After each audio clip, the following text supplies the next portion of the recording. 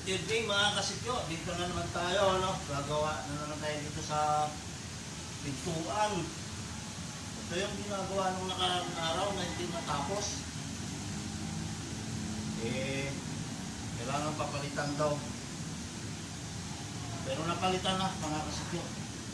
Ito yung ganito, pinalitan ni Loloy.